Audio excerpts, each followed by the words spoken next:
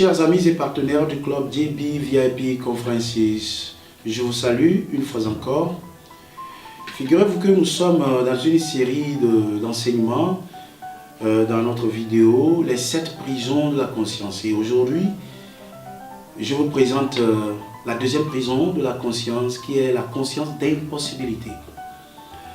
C'est une mentalité et une conscience qui nous donne l'assurance sur certaines choses qui sont possibles et certaines choses qui ne le sont pas.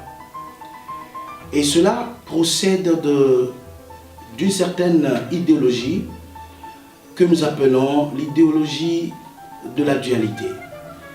C'est-à-dire l'individu voit certaines choses dans sa vie, perçoit certaines choses faciles ou difficiles, naturelles ou miraculeuses, irréelles ou réelles, existants ou inexistants, présents ou absents, grand ou petit, loin ou proche.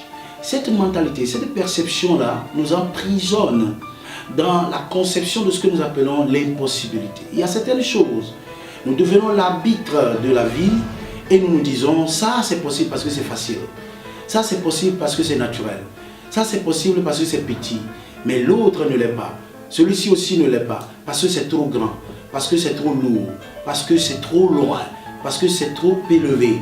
Alors cette mentalité, est-ce que vous sortez de cette mentalité, vous ne pourrez pas avoir certaines choses facilement et naturellement.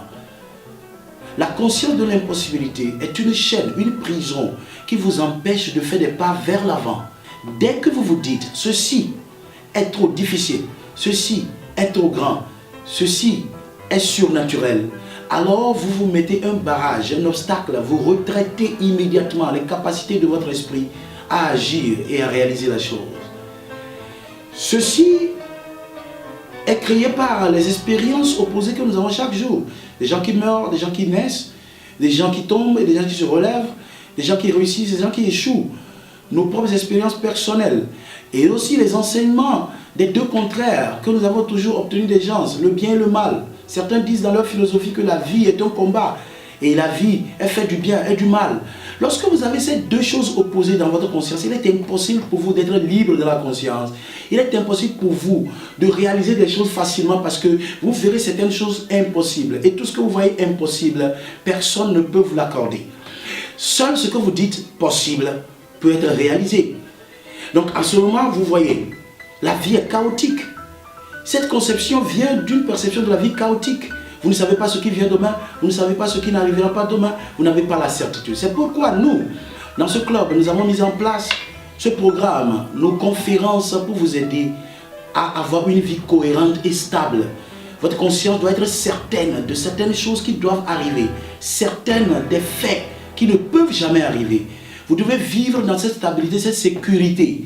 Une vie chaotique ne vaut pas la peine d'être vécue. Même en cas de challenge, vous devez être capable de savoir ce qui doit être la fin ou le résultat de la situation.